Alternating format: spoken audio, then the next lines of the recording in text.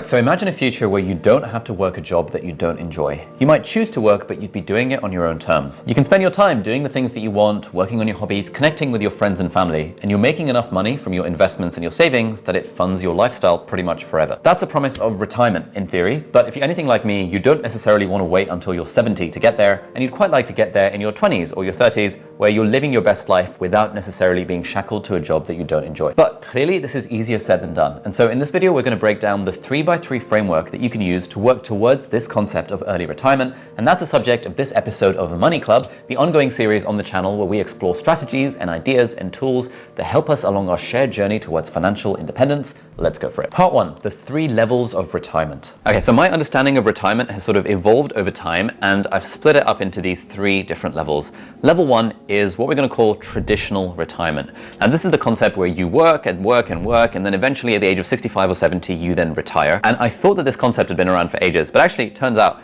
it was invented in 1889 by the German Chancellor Otto von Bismarck. And our friend Otto realized that Germany at the time had a massive problem with unemployment of the youth. And so this guy realized, hang on, why don't we pay people to quit their jobs when they're 65 or 70 and then let the state take care of them through welfare and stuff. And that will encourage more teenagers to join the workforce. And then all the other countries were like, this sounds like a good idea. Let's invent this concept of retirement so that 65 or 70, you leave the workforce. But this concept of retirement was all good back in the day when the life expectancy was like 70 or under, but today it's actually not great. Generally what you find is that when people do retire, there's a bunch of studies that show that their risk of various health complications goes up and they start to lose the meaning of life. And if we look at places like Okinawa, which is this island in Japan where people live to like 100 plus and seem to have a really good quality of life, they don't even have a word for retirement. Instead, they use the word ikigai that you might be familiar with. It's basically the Japanese concept of your reason to get up in the morning. Also, the other issue with this idea of traditional retirement is that you and me, we probably don't want to be waiting until we're 65 or 70 to quote, enjoy life. And this whole idea that, oh, work for ages and then you can enjoy life when you're 65 and you've got osteoarthritis in both of your knees, it's not really the way I want to live. And I know that like chilling on a beach when I'm 65 is actually not going to be particularly fun. So that brings us on to level 2 in terms of retirement, and that is the idea of mini retirements, which was first broadly popularized in 2007 by Tim Ferriss in this fantastic book, The 4-Hour Workweek. Now, the idea of mini retirements is that instead of waiting until you're 65 to have your 30 years of retirement or whatever, why not spread your retirements, your mini retirements, throughout your life? So if you can have a job where you have autonomy and you've delegated and automated stuff, could you take a month off or 6 weeks off a few times a year so that you can live in Thailand for 6 weeks and sip cocktails by the beach and realize that that's boring? Or so you can travel, I don't know, Brazil or Argentina or whatever place you want to go while you're still young and healthy, but you spread that out throughout your life. And this is how I was considering the concept of retirement. I was imagining when I was in medical school that, hey, I'd go through university, I'd have like tech startups on the side, I'd be able to make money and stuff. And then while I was working in medicine, I'd be able to take extended periods of time off from my full-time job as a doctor or a part-time job as a doctor to be able to do these mini retirements, to be able to travel the world, kind of spread out throughout my life. But then over time, as I've had more financial success through the businesses, through the YouTube channel, through the other stuff that I'm doing and investments and things, I sort of got to this sort of level 3 of retirement, which is in a way what Naval Ravikant talks about in this great book, The Almanac of Naval Ravikant. And that is what we're going to call perpetual retirement. Now, I'm going to read a quote from the book where Naval says that retirement is when you stop sacrificing today for an imaginary tomorrow. When today is complete, in and of itself, you are retired. And I think this is a really interesting way of viewing this concept of retirement. Like when we are working, the reason we call it work is because we are sacrificing something. Generally, most of us don't work for fun.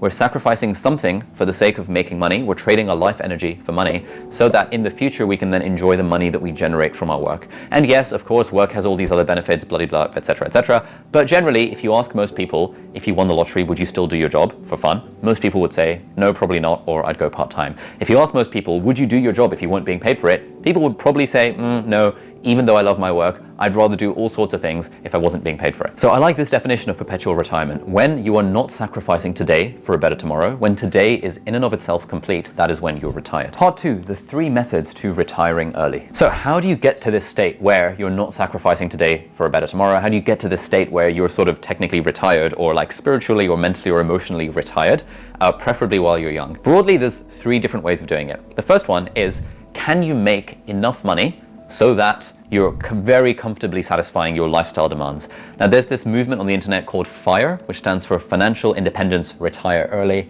Bit of a weird acronym, but like the FIRE movement. And within FIRE, there's the idea of fat FIRE and lean FIRE. Fat FIRE is what we're talking about in this first method. Fat FIRE is where you're financially independent and you have loads and loads of money because you've made loads of money from stuff and you've put it into fairly safe investments. And there's a concept in the FIRE community called the 4% rule, which is the idea that if you have, I don't know, however much money in stocks and shares as an investment portfolio, every year you could safely withdraw 4% of that money and you'd be able to live off of that, and you wouldn't be touching the principal, the amount that's in the investment account. So let's say I had $1 million in my S&P 500 stock account.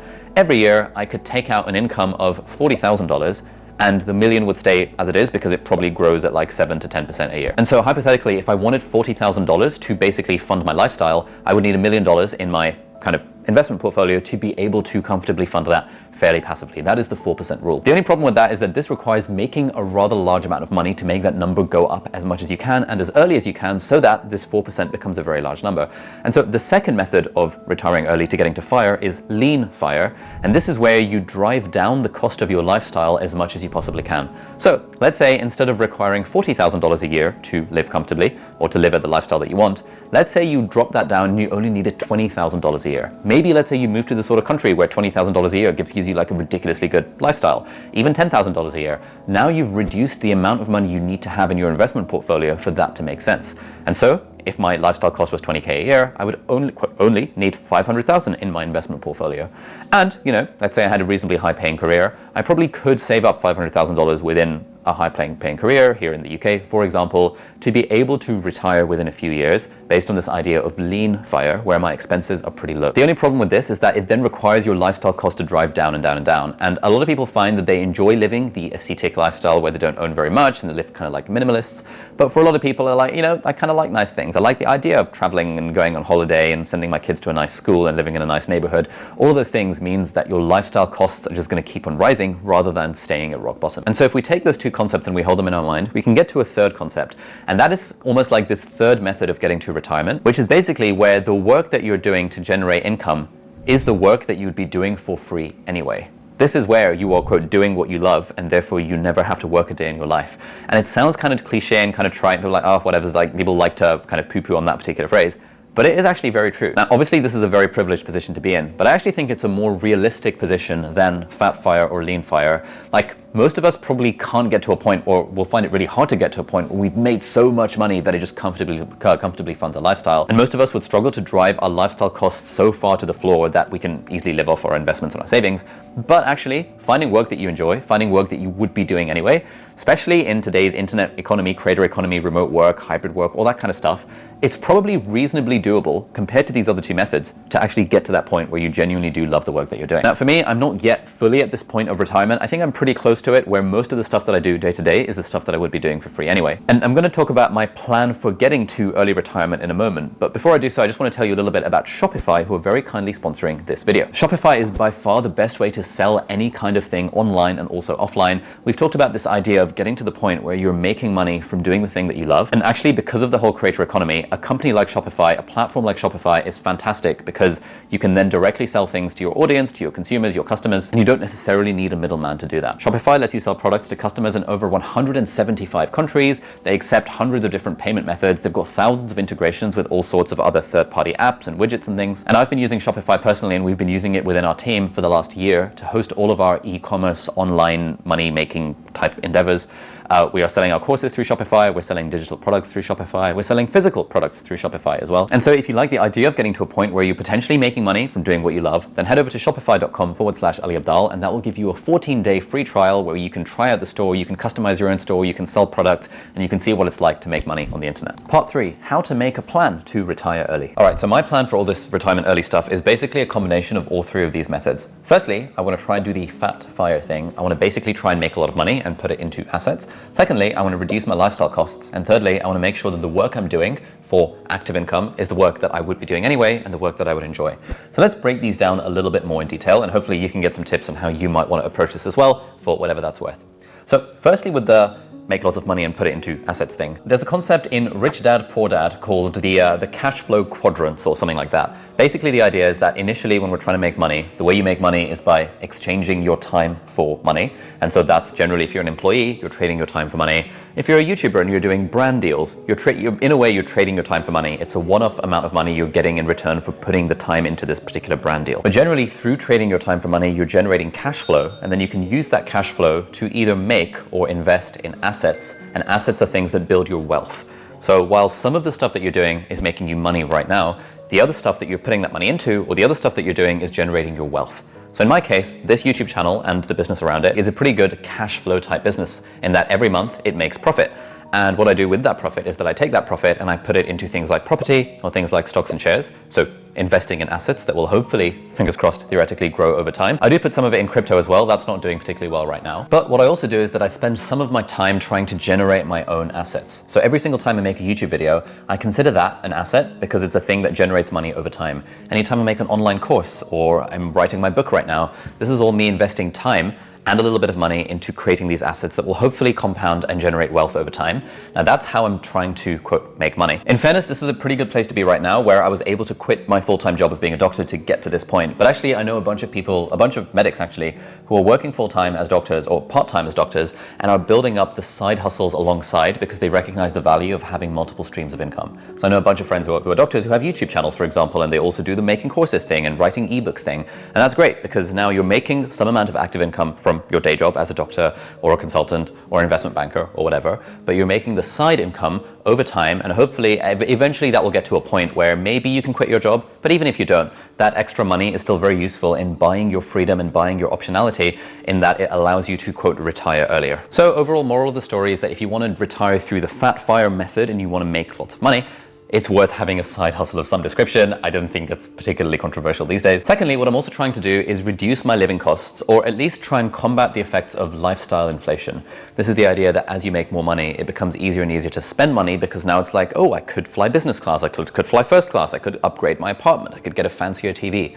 And so even though I do some of that stuff, I always keep an eye on lifestyle inflation. And what I've always got in the back of my mind is, what are the expenses that I can just get rid of without really having a hit to my quality of life? And so one thing that I kind of do a little bit is that, you know, I will test out what it's like to go on holiday and spend different amounts of money on holiday. So like one time might stay in a 5-star hotel, one time might stay in a hostel or an Airbnb, and see like, does spending 3 times as much on a holiday actually make the holiday much better? And generally the answer is no. Generally things are just a bit more fun when it's a bit more bit more budget, bit more chill, like less fancy, at least for me. And that's nice because it's like, okay, cool. Now I can enjoy a fancy hotel if I want to, but I know that it's not a requirement. And there are a bunch of people that I've gotten to know through like the world that I'm in now, who in a way have a requirement that they'll only ever fly first class or only ever stay in a 5-star hotel. And in a way that's kind of hard to sustain, because now you're having to, you know, your lifestyle costs just keep on rising. But really it's if you can increase the gap between your earnings and your spending, unsurprisingly, that extra surplus of cash can be invested into things like property or things like the stock market. And thirdly, the plan that I've got anyway to retire early is to really make sure that as much as possible, I'm actually enjoying the journey of making money and doing the work that I'm doing, and actually trying to get to the point where the work that I'm doing is the work that I would be doing anyway, even if I wasn't being paid for it. So one question I like to think about is, if I had $100 million in the bank, for example, how would I be spending my time? I probably wouldn't just be chilling on a beach doing nothing, because that's boring and a recipe for depression and burnout and stuff. But then the follow-up question from that is, okay, once I figured out what I would be doing, once I figured out what does my ideal ordinary week actually look like if I wasn't worried about money, then it's about figuring out, okay, cool, given that retirement is not about not working, it's about actually doing the work that you want to do, how much does it actually cost to have a lifestyle where I am just reading, writing, learning, and teaching?